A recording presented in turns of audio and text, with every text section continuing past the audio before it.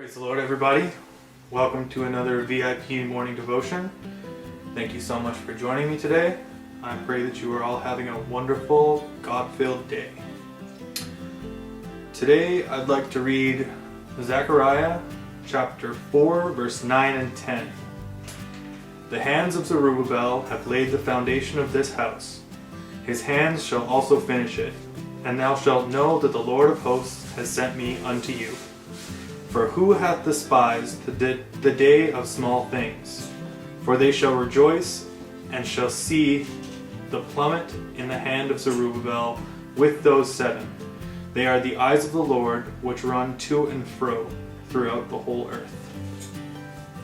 I'd also like to read it in a different translation that makes it a little easier to understand. Verse 10 in the NIV says, "Who dares despise the day of small things?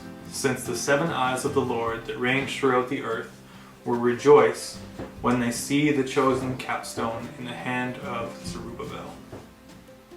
Through this, we can infer that the Lord likes the day of small things. So, I'm sure you've all heard the expression, if anything is worth doing, it's worth doing right. But today, I would like to say, I believe the opposite is also true. That anything worth doing is worth doing badly. Now, let me explain what I mean. Recently, I was talking to somebody close to me, and we were talking about the depression and the anxiety that they're going through right now. They find it a struggle to get anything done, even a simple chore like cook a meal, clean out the fridge, clean their bedroom. And every night they go to bed with a list of things to do, and every morning they just can't bring themselves to do even one thing. And I think that we can all feel, to some extent, similar to this. We can all feel overwhelmed at times, like the goals or the things in front of us are just too big, or just too hard, or we're just not good enough.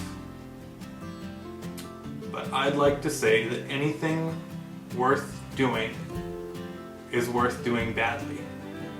Even if you can just do one part, even if what you do is not perfect, even if you can just start towards your goal, that can make a huge difference.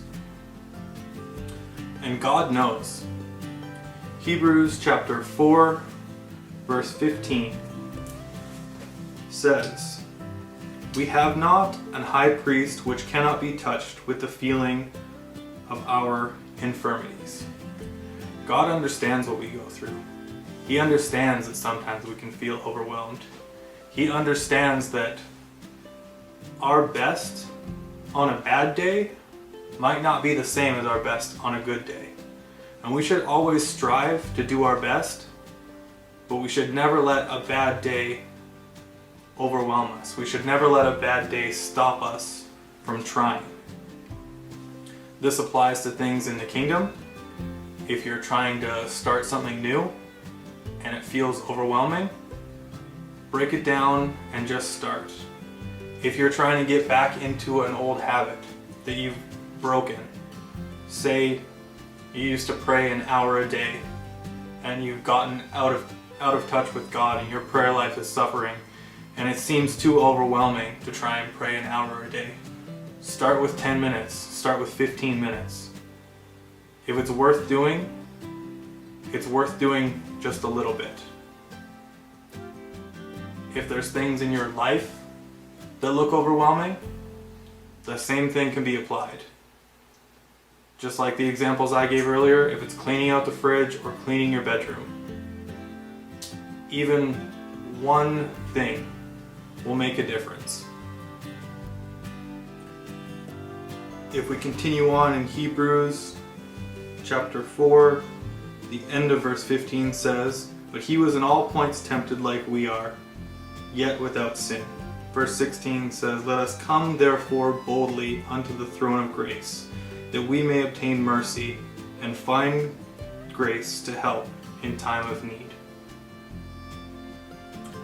When you're feeling overwhelmed, never forget that you can go before the throne and you can obtain mercy.